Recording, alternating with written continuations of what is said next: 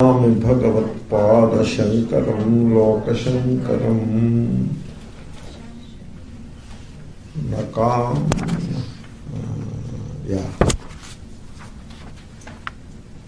Nakamya Pratisiddhabhi Kriyabhirmokshavasanam Ishvaranugrahat sasyat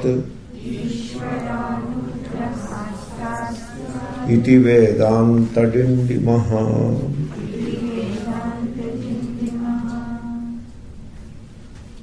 You see, there is a thing called mumukshutvam,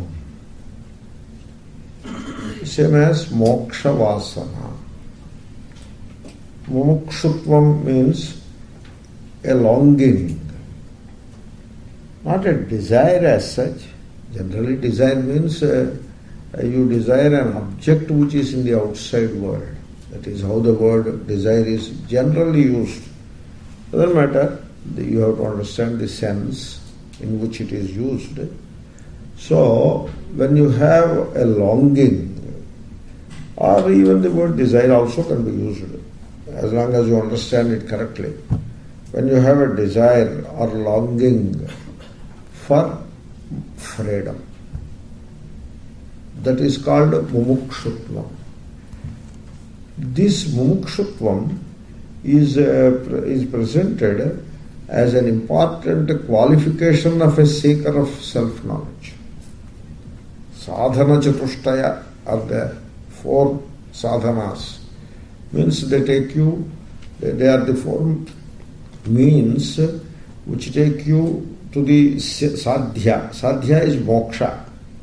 So that Atman. So that is the sadhya. Sadhya means that is what we want to accomplish. It is self-knowledge.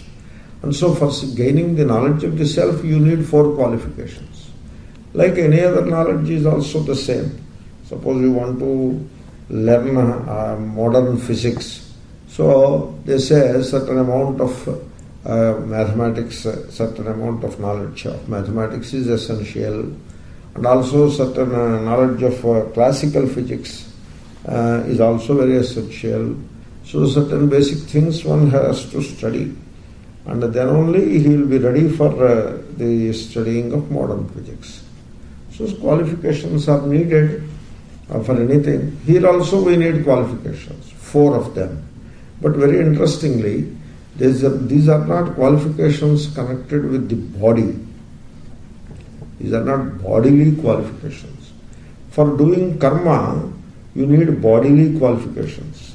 Like you should have a tuft of hair, one qualification. You should have a mark or this on the face. You should dress in a particular way. You should have that thread, sacred thread in the neck across the body. So like this, the bodily qualifications they become important in the context of a ritual. Whereas when it comes to self-knowledge, these are not the qualities of the body, not even one of them. Body is altogether kept aside. Nothing is mentioned about the body, only about the mind. Vairagya, Viveka, Vairagya, they are all about the mind. So they are the attitudes. And so Viveka is understanding.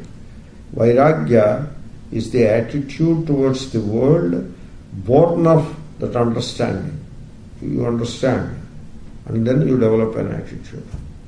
You understand that the world is very unreal and very ever-changeful. So, ever changeful if it is, you don't want to go into it because you want to remain stable. You don't want to become changeful because it's very painful it is. Therefore, you want to keep the world a bit away because you know that it is very changeful. So, knowing that it is changeful is viveka, and trying to keep away, develop an attitude towards the world, the attitude of keeping it away. That is Vairagya. So they are all about the inner person. They are not the outer trapping, outer things. It is all about inner. Then even further about the mind, the Shat Sampatti, the 6 qualities of the mind.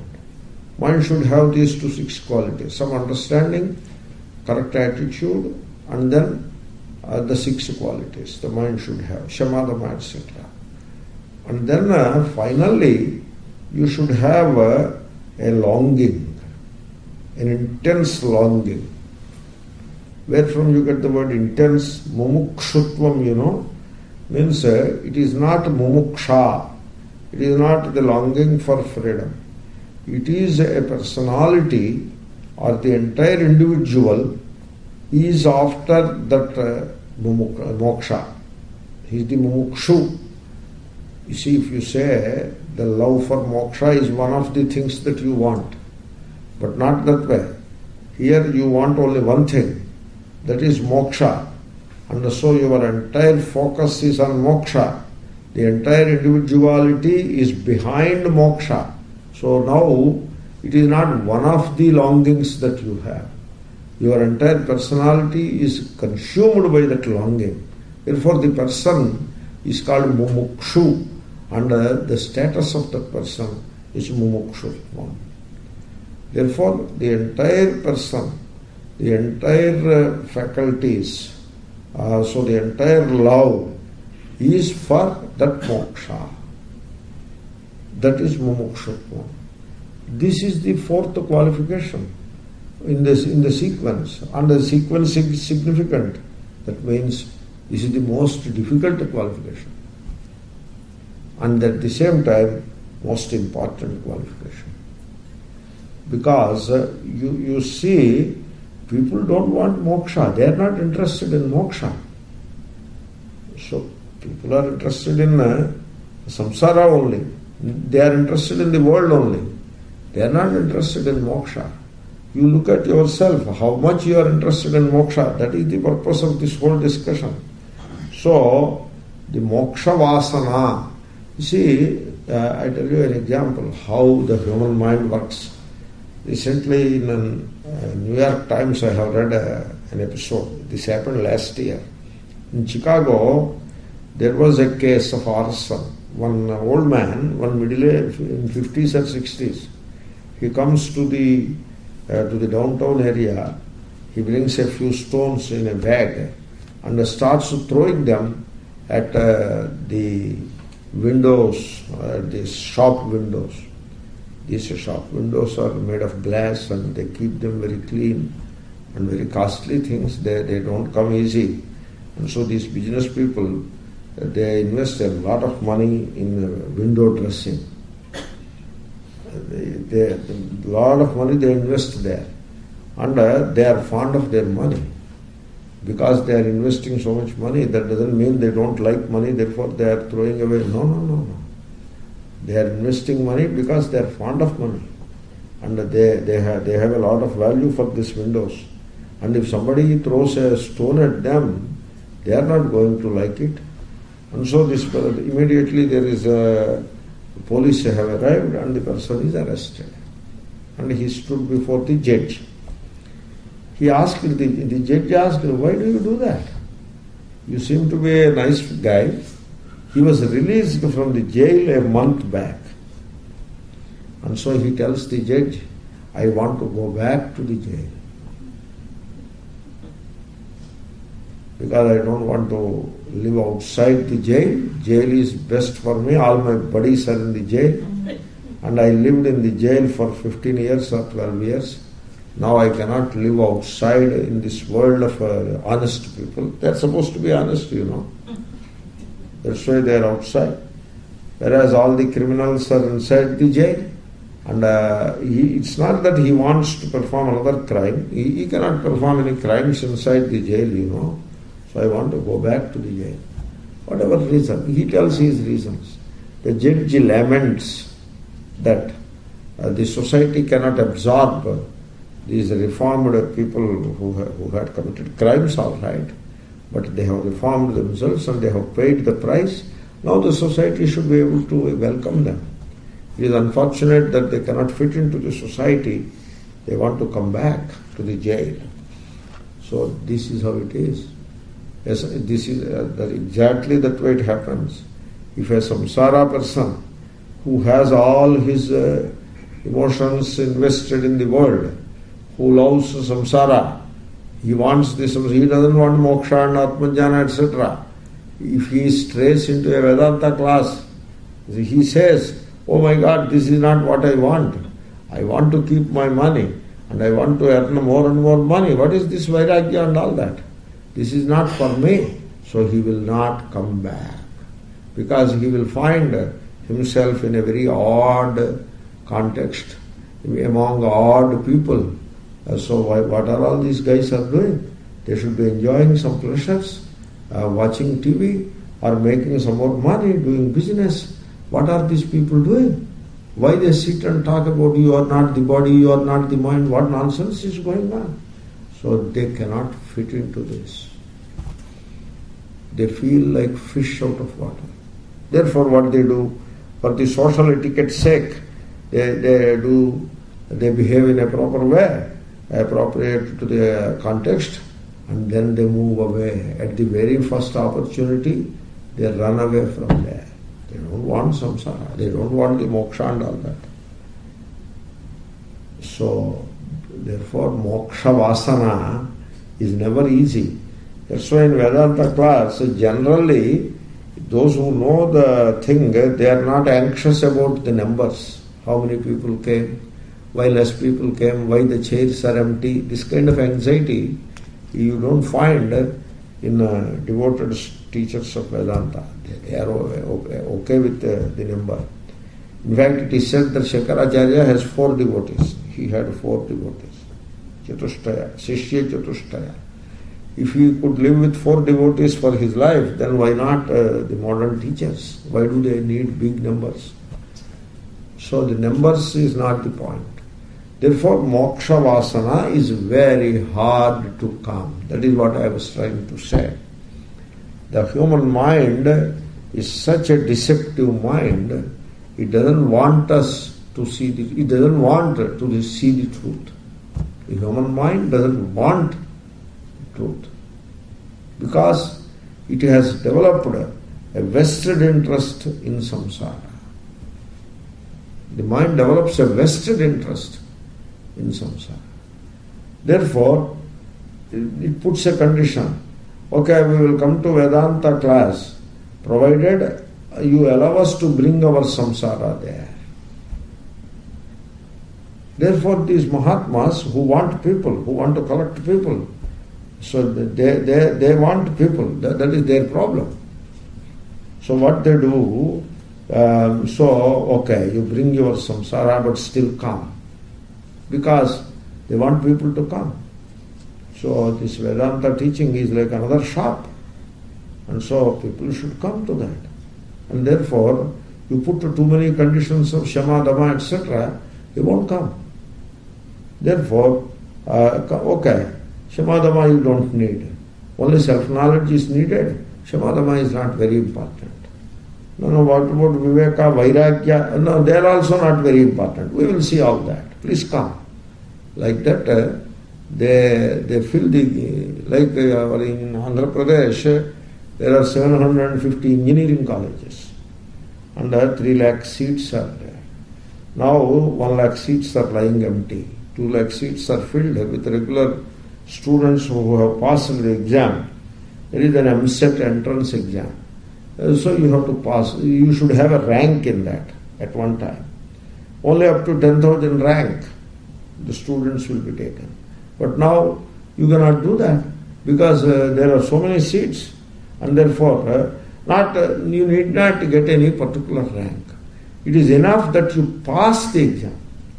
The exam which is meant for fixing the rank is now converted into a situation where rank is no more important. It is enough you pass the exam. So those who have passed, no rank is required. They entered into the colleges already. Still 1 lakh seats are still empty. Now what they are saying, MSET you need not pass. If you pass intermediate, you can join. And so some more people who will come. Then even if one exam in the intermediate, one particular topic subject is still not passed, doesn't matter, you can pass in the September.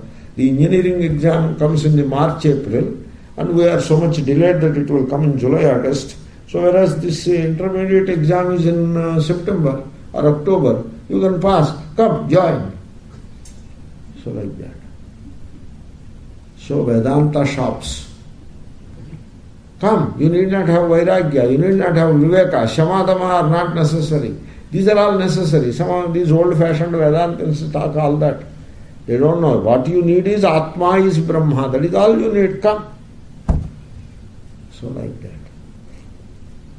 So they come and bring all samsara into it.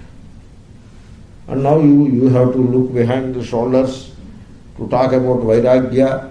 Don't talk too much of Vairagya. Thoda, a little Vairagya and then move on. Don't get stuck with Vairagya like that. So this I described not to express my frustration or any such thing. Don't look at it that way.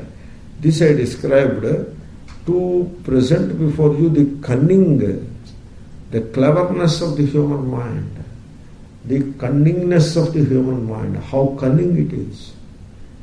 So it conveniently sets aside the required qualifications, because the human mind doesn't want to come out of samsara, it wants to remain in samsara.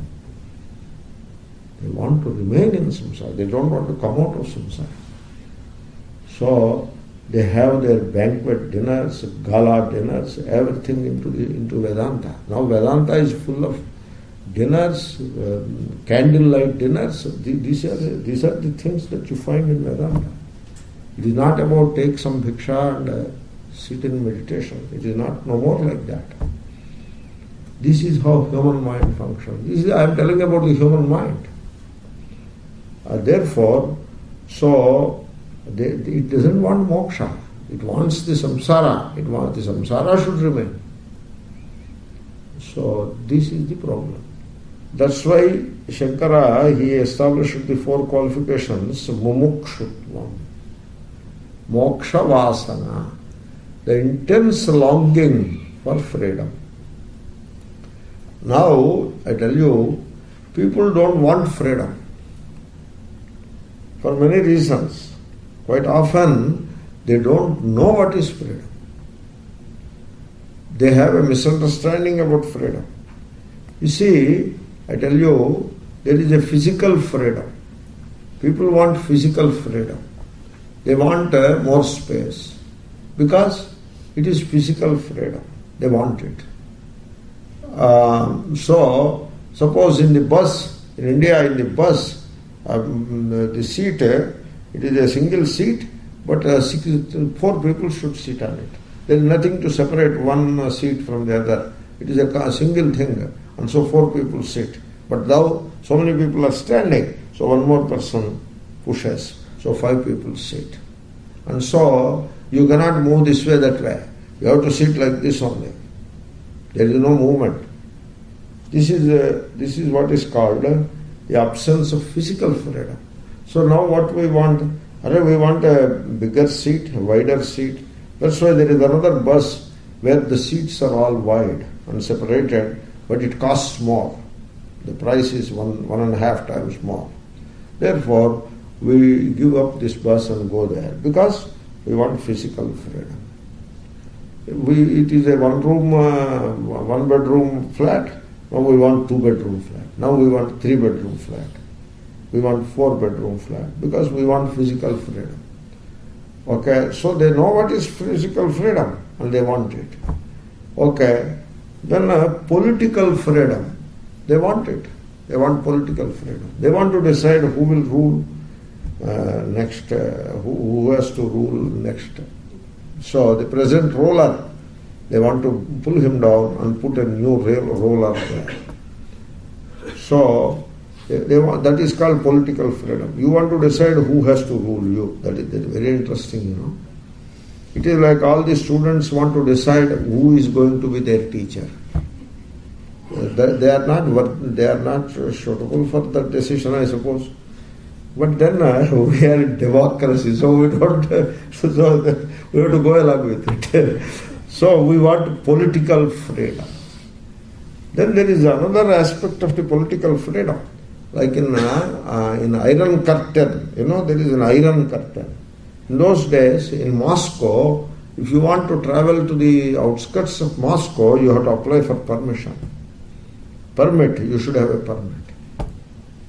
Then only you can drive or go outside Moscow. Without permit, you cannot go. So, but they want to go. They don't want to take permit and all that. They want freedom. This is the political, that is also a kind of political freedom. So people want political freedom. Then there is another thing. It is called psychological freedom. Here comes the whole issue. Suppose you have a desire.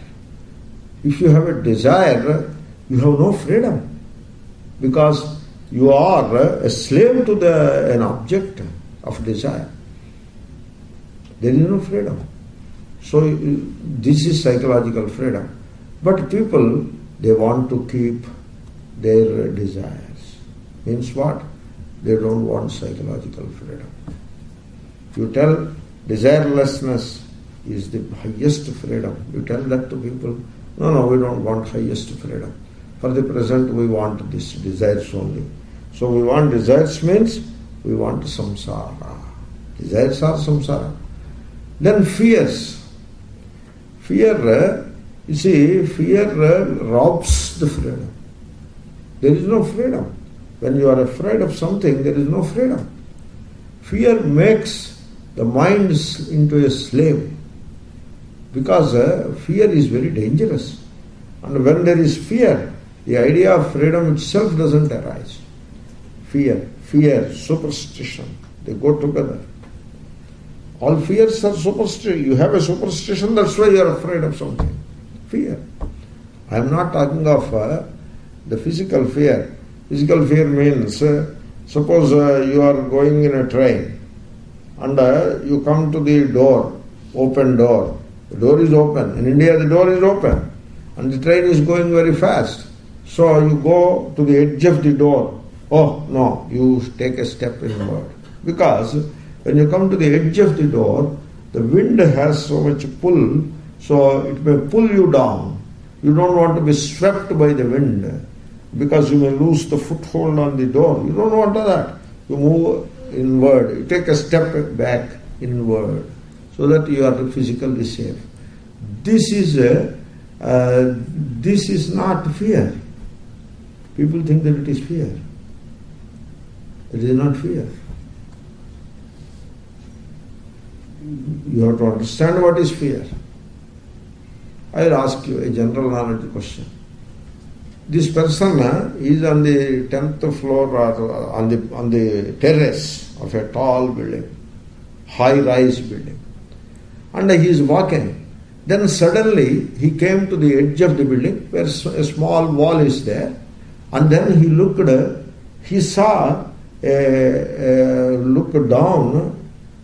It is big height, and immediately he was shaken by that height and how close he came to the edge, and he took a step backward. That is one.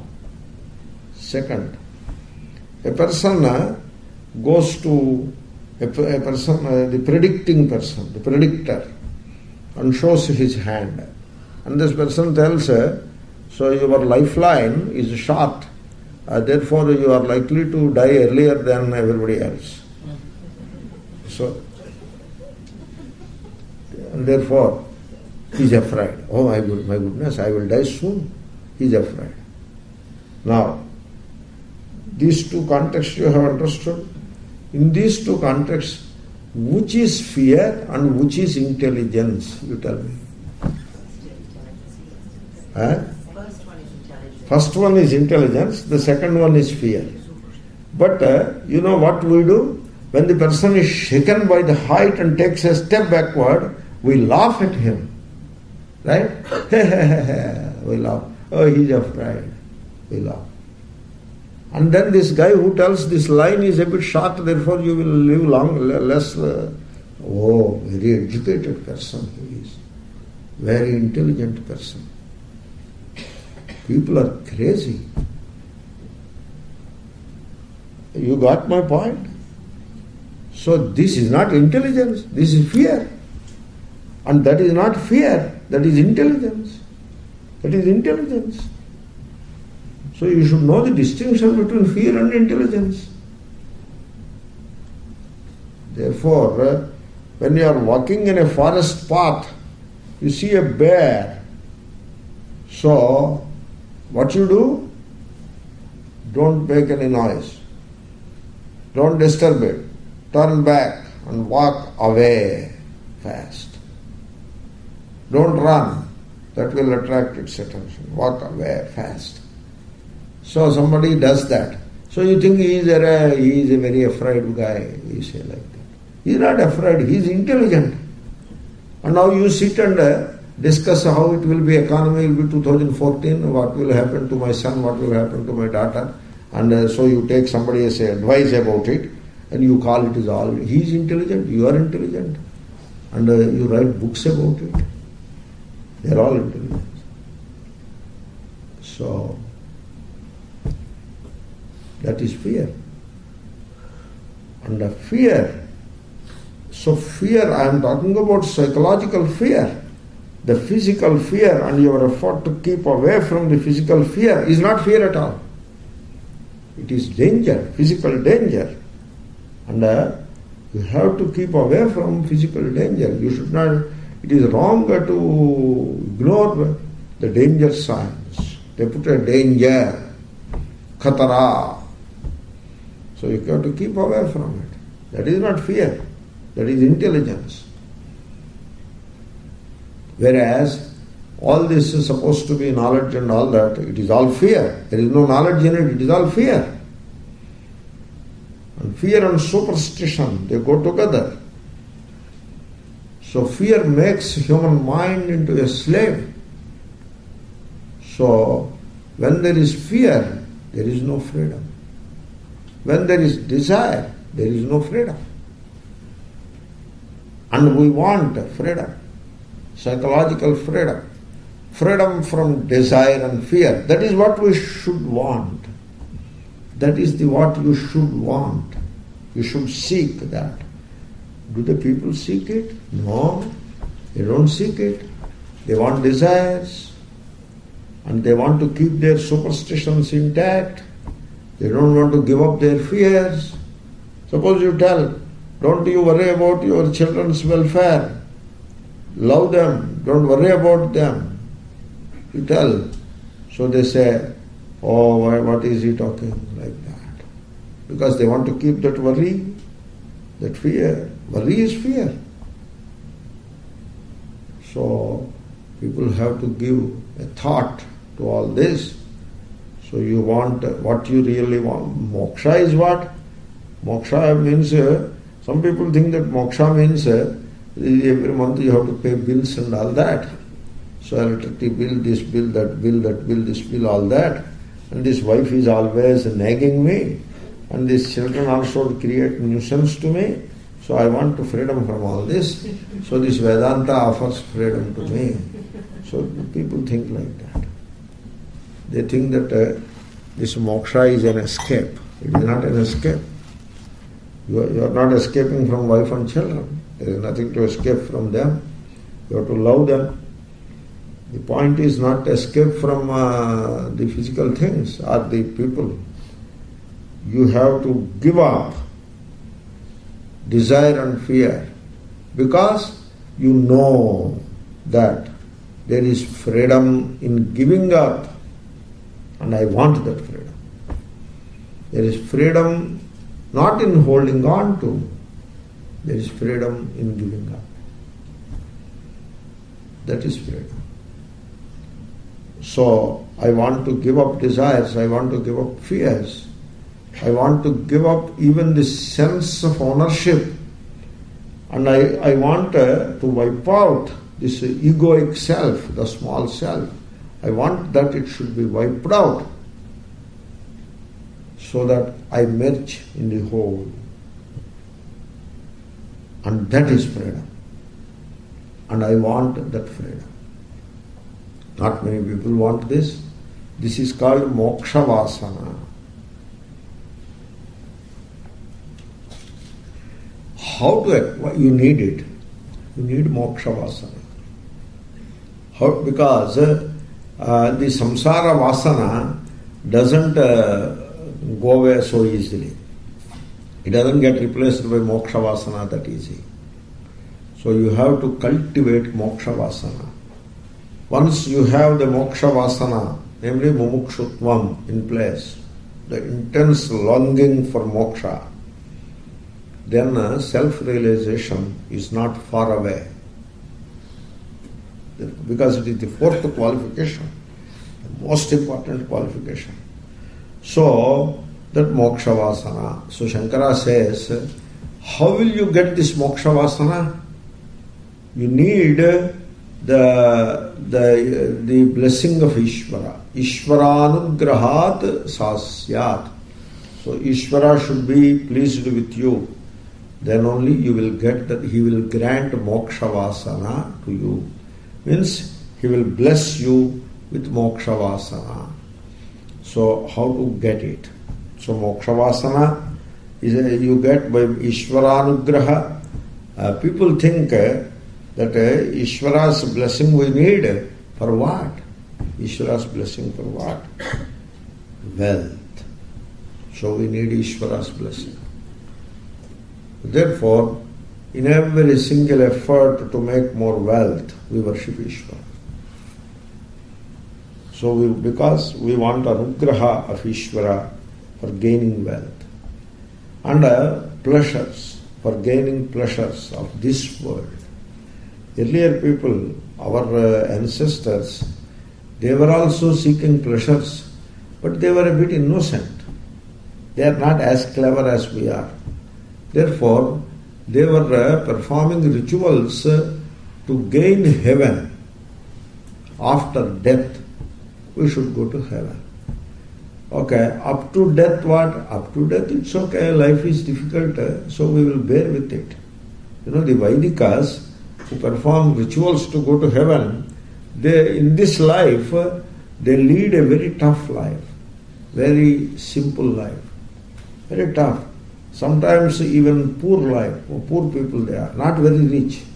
Nowadays there is some economic development and all that, but at one time they were having very tough time with money and all that.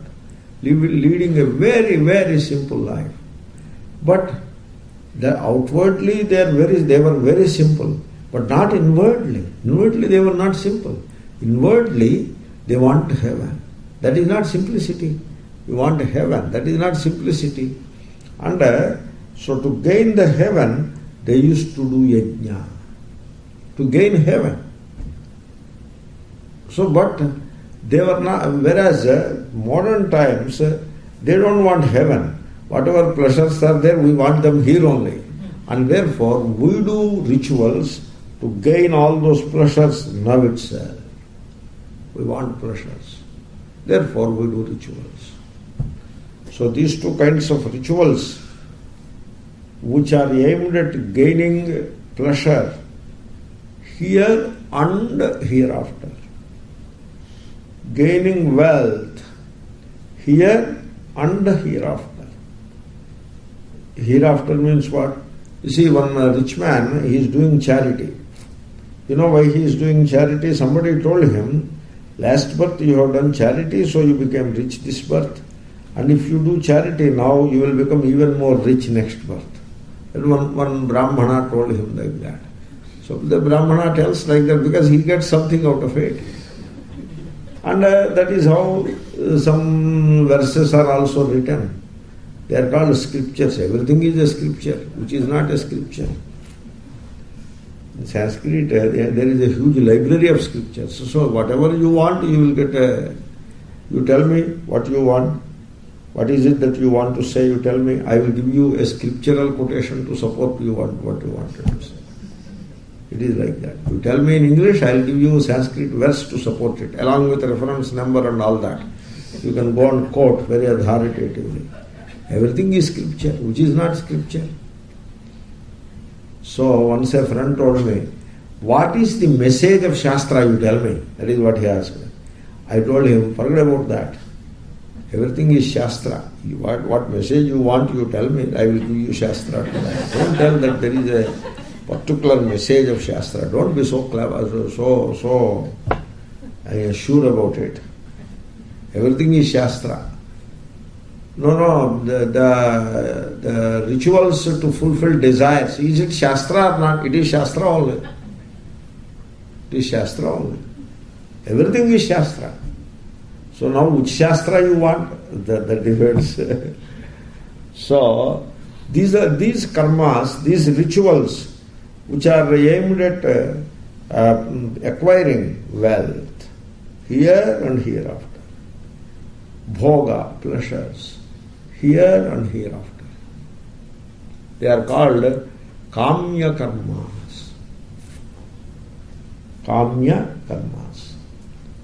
And then when there is kama, desire, there will be fear. The moment you have a desire, in fact, the fear becomes even more when the desire is fulfilled. But there is already fear. Suppose you desire something. So I want to purchase a Mercedes Benz. You desire. Immediately there is fear. Fear means the heart skips a beat. For many reasons. For example, can I do that? Heart skips a beat. Would I get the mortgage? Heart skips a beat. Then will I be able to pay back the installments? Heart skips a beat. So will I be able to maintain it? Heart skips a beat.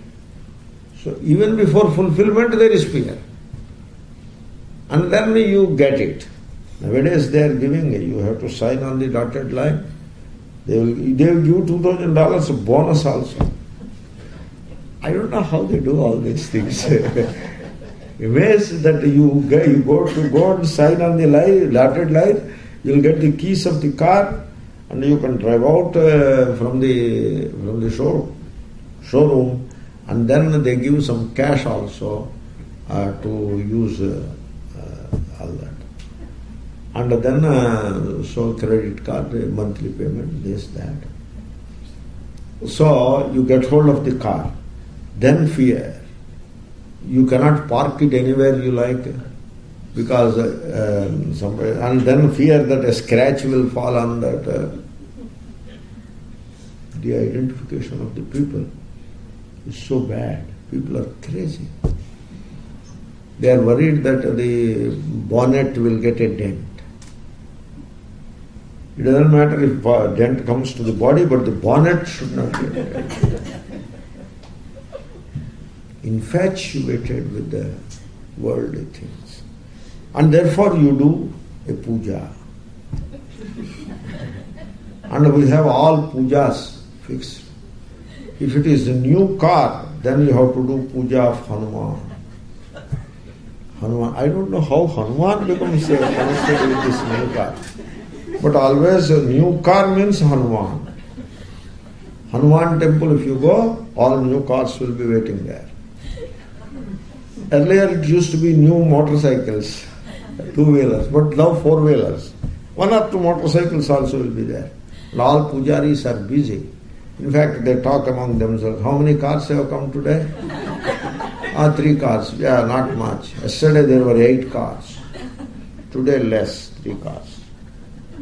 This is the talk. They talk openly. And then the temple committee will be there. So this month we got less income because cars did not come well. And the temple calculates, this is all such a crazy samsara. And it is sad that temples and ashrams are caught in this mess. And so the accounts there, why this time car puja we got only less amount? The temple committee, there is a committee. And all these temple committee people are supposed to be devotees. They assembled for devotion's sake and now they became temple committee members and calculating accounts. Devotion is gone to the wind. So Why the amount is less this time, temple account? When less cars came. Why less cars? Because economy is down. Therefore cars purchase is less and therefore temple economy is less. So now we know. Sitting in the temple worshipping God, we know that economy is not doing so well. Otherwise there is no reason to know that. So we know very directly, we know it. These are called kamya karmas. Kamya karmas, I don't know what is their worth, I don't know. Because in the Shastra, they are always rejected. That's why I only know this much. So for every kamana, there is a devata waiting there. And by the time you do 3, 4, 5 kamya karmas, you come out with a very peculiar thinking that there are so many devatas and this for desire, that devata, that desire, that devata, all reserved. I would love to see at least all desires is the same Shri Krishna will fulfill all desires. We worship him. The same Shri Krishna will give jnanam also. We worship him. At least some unity somewhere. No? Desire which changes, the devata changes. And fears. Then the karmas which are performed out of fear, they are also kamya karmas. So fear means kala sarpa dosha is there. He tells like that. He looks at, in India you have to open the TV, then you will know all these things. So he tells kala sarpa dosha is there in your life. That's why he says, my son is not studying well, and my daughter is doing all right, but son is not doing well. In the office, promotion is not coming at all, and the economic situation is a bit up and down. So this is my date of birth, and so then he asks, is it? He is looking at his laptop, and he asks a very intelligent question. Where were you born? He wants the place of birth also, not only date of birth. I was born in Kapilavai Palam. Oh, where is that? He wants the longitude and latitude. He is very scientist, I tell you. Where is that?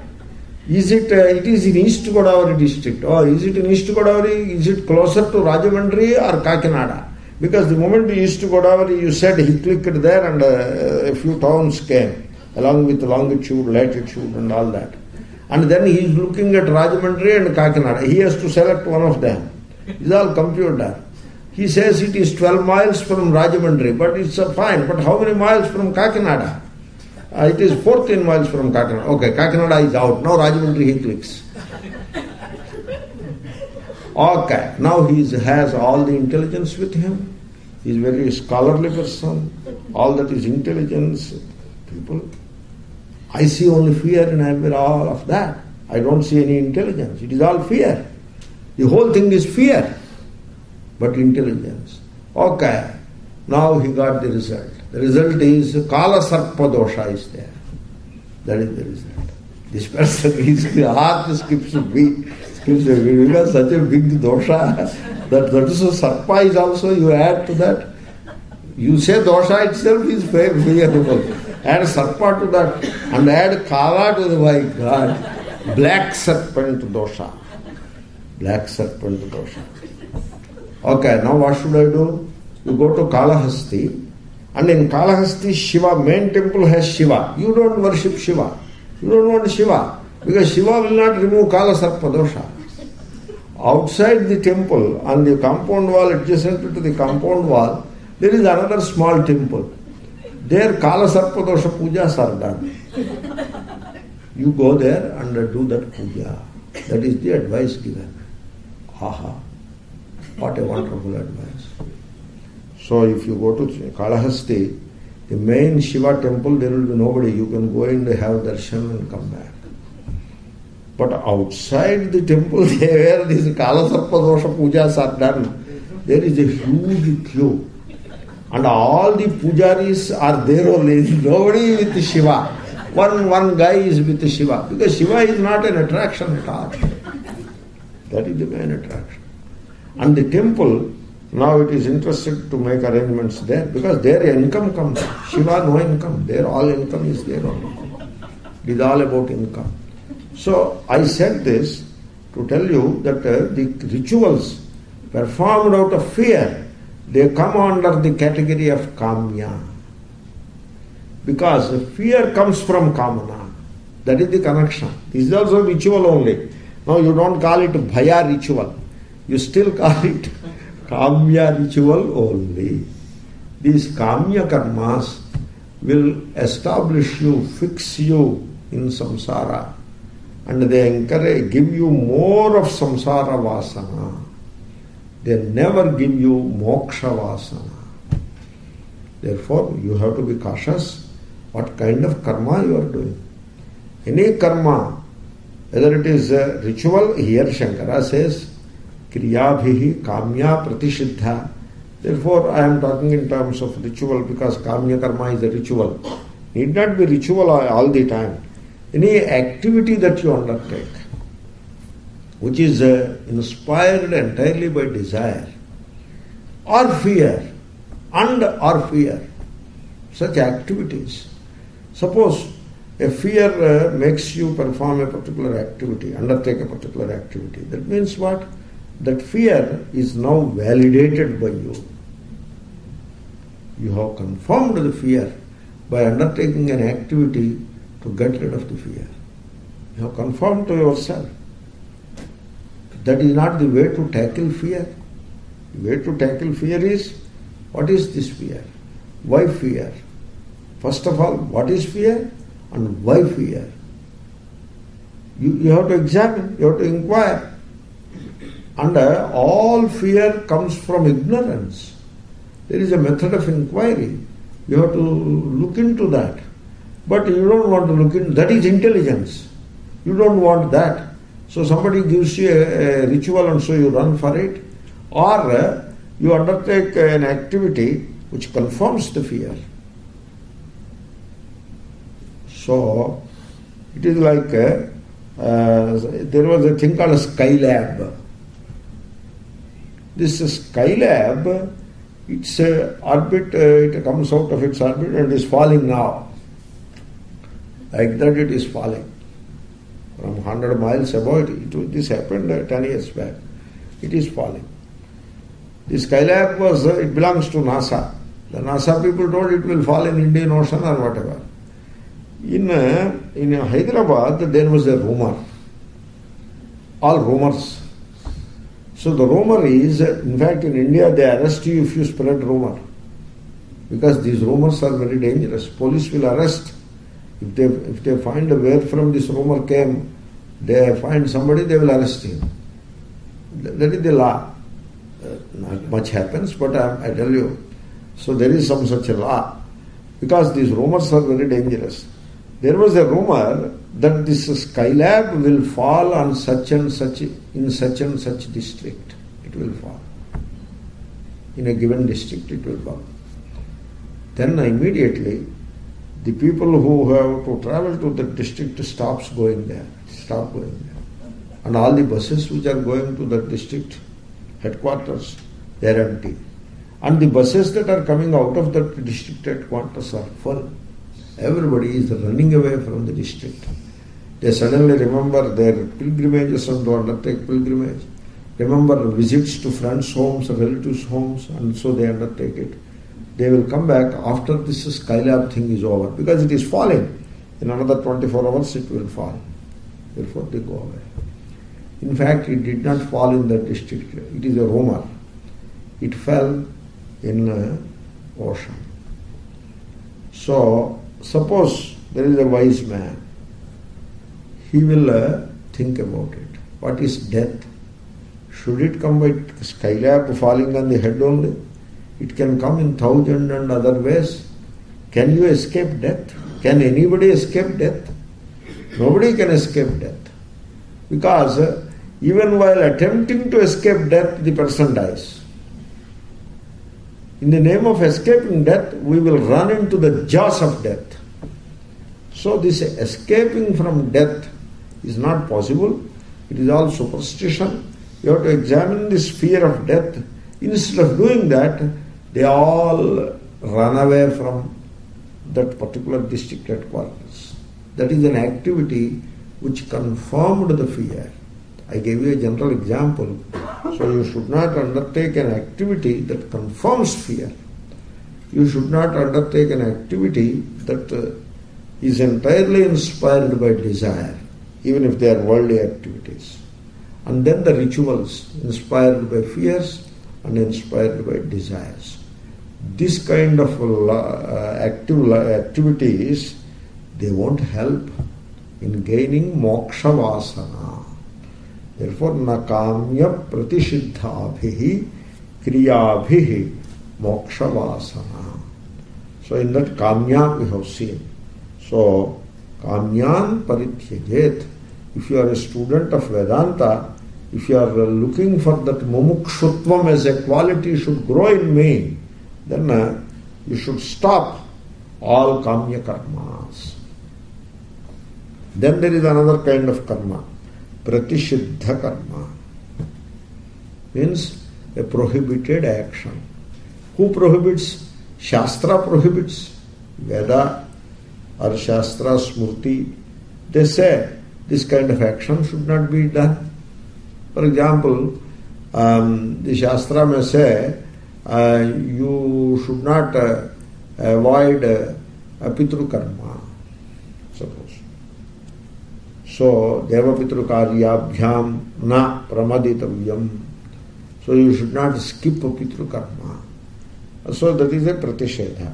Therefore, you have to take precaution that you don't skip it, you do it. Or Shastra says you should not eat meat. Agumsamashniyat. Therefore, eating meat is a prohibited action. You should not do that. So, the pratishiddha, suppose you do pratishiddha karmas, saying that Atma Jnana we will see later. First let me do this. That way pratishiddha karma is done. Why prohibited action is performed? Because there is an intense desire for something. That's why a prohibited action people perform. This is how Shastra prohibited actions, if you perform, you will not get moksha vasana. How will you get? Even kamya karmas will take away moksha vasana. Then what to speak of pratishiddha karmas? So, the karmas which are prohibited by Shastra, they are a big stumbling block in the way of moksha or even moksha vasana. Therefore, we keep them away. They are called adharma. So, with these hands and with this speech, no adharma should happen. I don't use these hands for any adharma. I don't use the speech for any adharma. Suppose you tell a lie, that is adharma. And therefore, the organ of action called speech is used for adharma. So this way, all prohibited actions have to be kept at a distance. Then the legally prohibited actions will be there. So, for example, you may be morally right, but legally, suppose you are driving a car, and so it is prohibited to drive in a particular way. The local laws prohibit that kind of driving. You should not do that. Why should you do that? Because you have a pressure to violate the law. If that kind of a pressure is not good, whether somebody is watching or not, you better follow the law. So in India, in Hyderabad, what we do, when we see the red light at the junction, red light, they don't stop. Red light also they don't stop. They must have seen a policeman standing there, red light and policeman, then only stop. No policeman, red light is not cared for. So that means what? There is a tendency to do the wrong thing. So a policeman with a danda, with a lathi should stand there, then only we will follow the red light rule. It should not be like that. And therefore, You should not do such prohibited actions. Even local laws also we should follow. So, thereby, that inner pressure to violate the rule, to violate the law, to violate dharma, all are same. That should be avoided at all costs. That means what? We have to live a life of purity, dharma. Dharma should never be violated. That is one condition. Then only moksha vasana will come. Then kamya karmas should not be performed. They should be given up. Then what live? The life of activity still remains. The life of activity. As long as there is life, there is activity. Now the activity will be in the line of your duty. That is the only activity left. Pratishuddha is gone. Kamya is gone. Nitya karma remains. There is a karma called naimittika karma. It is a duty, but not a daily duty, an occasional duty. And in a context, that becomes the duty. If the context is not there, if the occasion is not there, that is not there. That is, the duty doesn't come into picture. When in a given context, it becomes the duty. Like pitru karma is naimittika, yearly one time for the parent, and another parent one more time. So yearly twice. So that is naimittika karma. That is the duty. Nitya karma. So daily at rising sun, you pray to the rising sun. Daily you do meditation. Daily you do shravanam. Then you do the daily chores. An honest profession a person has to perform. That is also nitya karma. You practice an honest profession. Take care of the family. Be loving and do your duties towards the family. All that is nitya karma. So that also should be in place. And only thing is, to gain Ishvaranugraha through nitya and naimittika karmas, you have to perform them without any desire. Nitya karma means there will be no desire associated with them. There is no phala at all. For nitya karmas, phala you don't hear. You don't see any phala. So that's why they are called nitya karmas. For Pitru Shraddham, no phala will be mentioned. It is to be done. So, these nitya karmas are performed without seeking any phalam, for not fulfilling any desire. They are performed as a duty. And then they are offered to Ishvara. Ishvararpana buddhya, they are performed. So, that is the sankalpa. Ishvara prityartham karma karishye. Gayatri japa I do to propitiate Ishvara. Parameshwara prityartham Gayatri mantra japam karishye. There is no phala in that. You don't say Aishwarya Bhimujjartham Gayatri Japam Karishye. You don't say that. Ishvara Prityartham. So when you perform Nitya and Naimittika that way, you gain the Priti or Anugraham of Ishvara. How will you gain? It's a Drushta Phalam. In your heart, the longing for moksha will be created. And the longing for samsara will be diluted. Gradually the longing for moksha will happen. Once that longing happens in the heart, moksha is not far away. Om Purnamada Purnamidam Purnat Purnamudachyate.